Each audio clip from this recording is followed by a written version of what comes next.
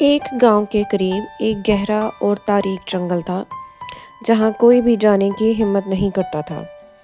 لوگ کہتے تھے کہ وہاں ایک خوفناک چڑیل رہتی ہے جو ہر اس شخص پر جادو کر دیتی ہے جو اس کے قریب جاتا ہے۔ گاؤں کے بچے ہمیشہ تجسس میں رہتے کہ آخر اس جنگل میں ایسا کیا راز چھپا ہے، مگر بزرگوں نے سختی سے منع کیا تھا کہ کوئی بھی وہاں نہ جائے۔ ایک دن ایک بہادر لڑکی زارا جو کہ بہت ذہین اور تجسس پسند تھی، اس نے فیصلہ کیا کہ وہ اس چڑیل کے بارے میں حقیقت معلوم کرے گی۔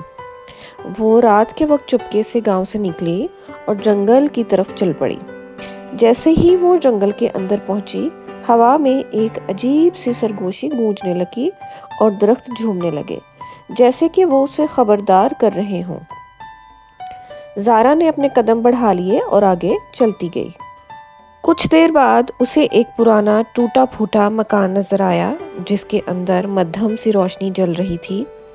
زارا نے آہستہ سے دروازہ کھولا تو سامنے ایک بوڑھی عورت بیٹھی ہوئی تھی جو جادوئی کتاب پڑھ رہی تھی۔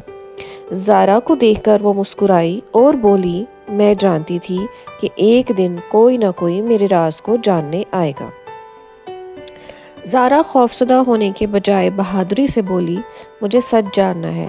سب لوگ آپ سے ڈرتے ہیں مگر میں جاننا چاہتی ہوں کہ آپ کون ہیں اور یہ جنگل اتنا پر اسرار کیوں ہے۔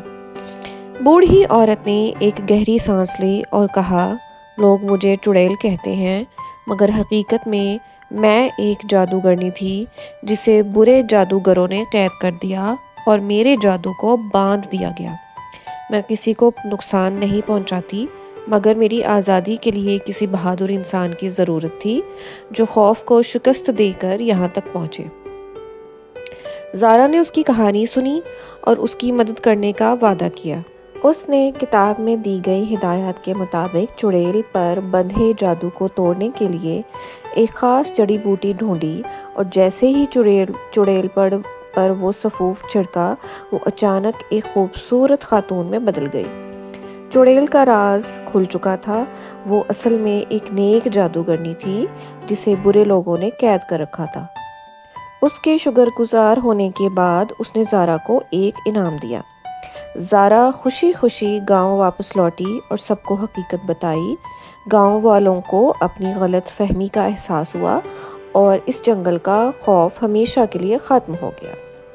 تو اس کہانی کا اخلاقی سبق یہ ہے بچوں کہ کبھی کبھی سچ وہ نہیں ہوتا جو ہمیں نظر آتا ہے۔ خوف اور افواہوں کی بجائے حقیقت کو سمجھنے کی کوشش کرنی چاہیے۔ تو یہ تھی آج کی کہانی بچوں، امید ہے آپ کو بہت پسند آئی ہوگی۔ اگلی کہانی تک کے لیے مجھے اجازت دیجیے۔ اللہ حافظ۔